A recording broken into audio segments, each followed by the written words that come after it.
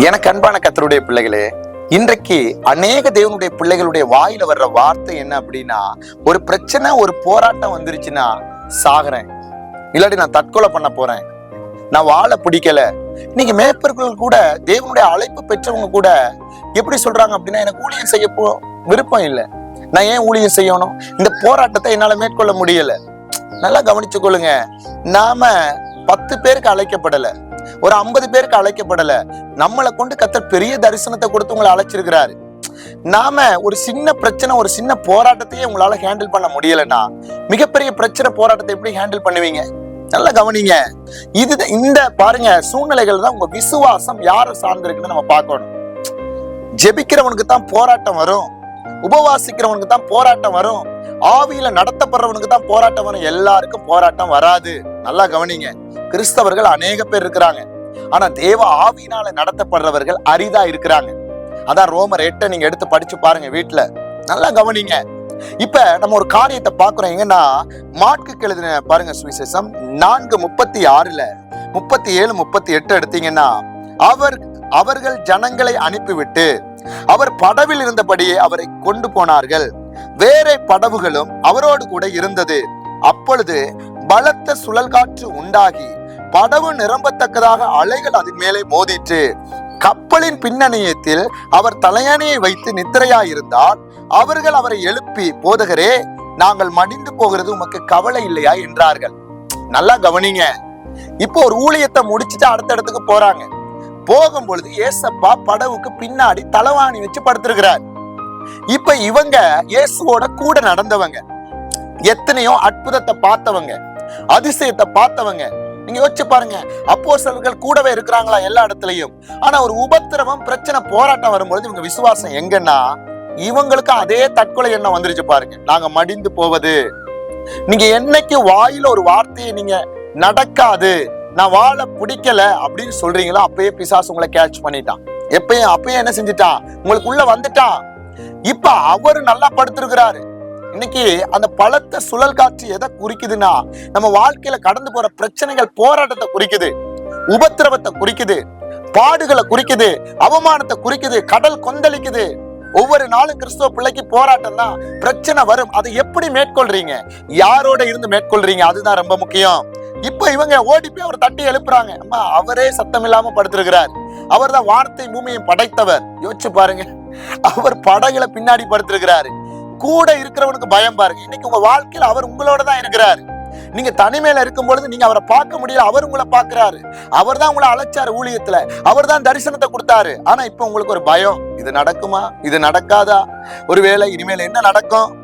அவர் ஒண்ணுமே செய்யல, எழும்புறாரு பாருங்க. நல்லா கவனிச்சு கொள்ளுங்க. மார்க்கு 4:39, 40 பாருங்க, படிச்சு பாத்தீங்கன்னா, அவர் எழுந்து காற்றை அதட்டி, கடலை பார்த்து இறையாது அமைதலாய் இரு என்றார். அப்பொழுது காற்று நின்று போய் மிகுந்த அமைதல் உண்டாயிற்று. அப்படின்னா அநேக பிரச்சனை, அநேக போராட்டங்கள் வரும்பொழுது நீங்க முழங்கால் போட்டு ஜெபிக்கிற ஜெபமும், அவர் மேல் வச்சிருக்கிற ஃபெய்த்தும், அவர் மேல் இருக்கிற விசுவாசமும் கடல் போல கொந்தளிச்ச உங்களுடைய பிரச்சனைய ஒரே செகண்ட்ல காணாம போயிடும், நீங்க விசுவாசிச்சா. அதுக்கப்புறம் அவர் பாருங்க, இது நடந்த உடனே பின்னாடி அவங்க யோசிச்சு பயப்படுறாங்க பாருங்க. அவர்கள் மிகவும் பயந்து, இவர் யாரோ, காற்றும் கடலும் இவருக்கு கீழ்ப்படுகிறதே என்று ஒருவரோடு ஒருவர் சொல்லிக் கொண்டார்கள். பாருங்க, நல்லா கவனிச்சு கொள்ளுங்க. அதுக்கப்புறம் கேட்கிறாரு பாருங்க, அதே 4:40 அவர் அவர்களை நோக்கி, ஏன் இப்படி பயப்பட்டீர்கள், ஏன் உங்களுக்கு விசுவாசம் இல்லாமல் போயிட்டு என்றார். பிரச்சனை வரும்பொழுது, போராட்டம் வரும்பொழுது விசுவாசத்தை உறுதிப்படுத்து. சாத்ராக், மேஷக், ஆபேத்நேகோ நல்லா இருக்கும் பொழுது கர்த்தர் மேல விசுவாசம் வைக்கல. சூழ்நிலை மாறுது, 1 மடங்கு பாருங்க, எரிஞ்சது 7 மடங்கா மாறுது. அவங்க ஜீவனை கூட பொருட்படுத்தாம நின்றதாலதான் நேபுகாத் நேச்சரே கர்த்தருக்கு முன்னாடி முகங்குப்புற விழுந்தான். இன்னைக்கு நானும் நீங்களும் விசேஷமான அபிஷேகத்தை உடையவர்கள்.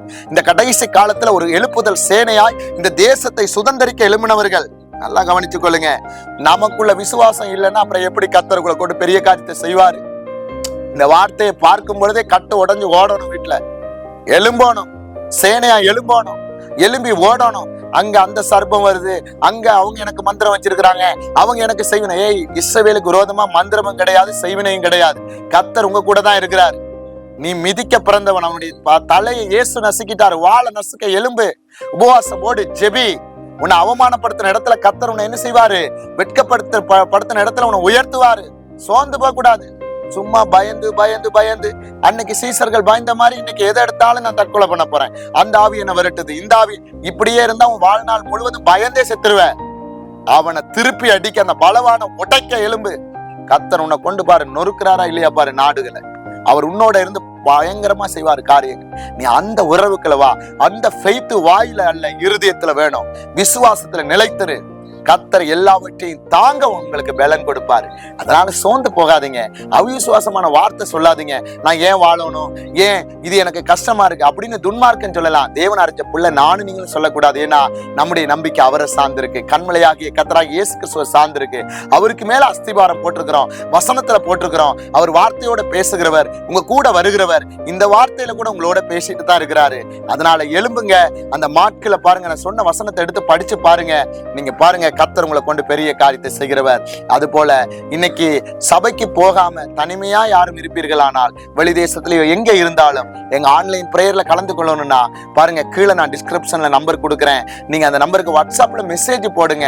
எங்க பிரேயர்ல கலந்து கொள்ளுங்க. தொடர்ந்து சத்தியத்தை கேளுங்க, வசனத்தை கேளுங்க. வார்த்தை கேட்கும் பொழுதே கர்த்தர் பெரிய விடுதலை கொடுப்பாரு. கர்த்தர் உங்களை ஆசீர்வதிப்பாரு. God bless you.